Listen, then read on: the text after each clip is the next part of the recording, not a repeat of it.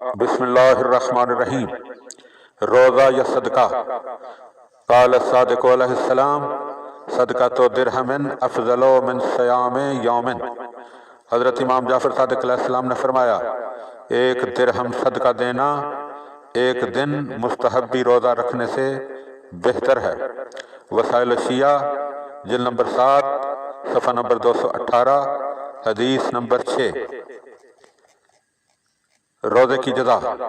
قال رسول اللہ صلی اللہ علیہ وآلہ وسلم قال اللہ تعالی الصوم لی وانا اجزی بہ۔ رسول اللہ صلی اللہ علیہ وآلہ وسلم نے ارشاد فرمایا خداوند عالم فرماتا ہے کہ روزہ میرے لیے ہے اور میں ہی اس کی جزا دوں گا۔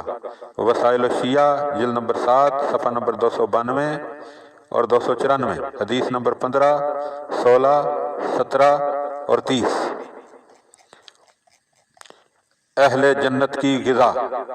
قال رسول اللہ صلی اللہ علیہ وآلہ وسلم من منعہ الصوم من طعام یشتہیہ کان حقا علی اللہ ان یطعمہ من طعام الجنت ویسقیہ من شرابہا۔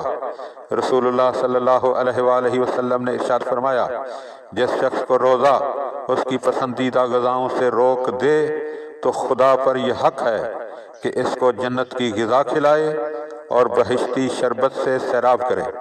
بحار الانوار جلد نمبر 93 صفحہ نمبر 231۔ شکم سیر۔ قال رسول اللہ صلی اللہ علیہ وآلہ وسلم طوبی لمن ظمأ او جاء للہ اولئک الذین یشبعون یوم القیامہ۔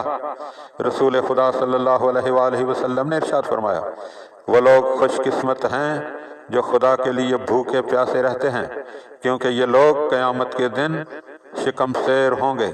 وسائل الشیعہ جلد نمبر 7 صفحہ نمبر 299 حدیث نمبر 2۔ روزہ دار کے لیے خوشخبری۔ من صام للہ عز وجل یوما فی شدت الحر فاصابہ ظمأ وکل اللہ بہ الف ملک یمسحون وجہہ ویبشرونہ حتی اذا افطر۔ حضرت امام جعفر صادق علیہ السلام نے ارشاد فرمایا جو سخت گرمی میں خداوند عالم کے لیے روزہ رکھے اور اس کو پیاس لگے تو خداوند عالم 1000 ملائکہ کو مامور کرتا ہے جو اس کے چہرے کو مس کرتے ہیں اور جب تک وہ افطار نہیں کر لیتا اس کو بشارت دیتے رہتے ہیں۔ الکافی جلد نمبر 4 صفحہ نمبر 64 حدیث نمبر 8۔